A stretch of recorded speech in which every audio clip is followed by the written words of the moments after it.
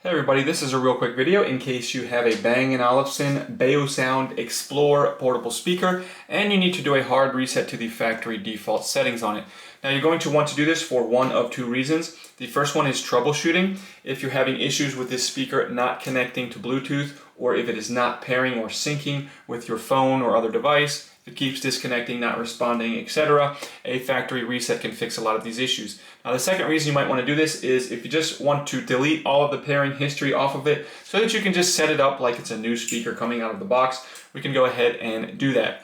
So it's really easy to do. With it on, we're just going to come and press and hold the power button and the Bluetooth button simultaneously for 5 seconds. And basically we're just going to keep holding and keep an eye on this indicator light while we're holding. And just keep holding it until that light changes from white to flashing red, and then you'll hear the speaker make a sound prompt. It'll then start to reset and give it a few seconds to complete the reset process, and then you can just go ahead and set this speaker up as a brand new speaker coming out of the box.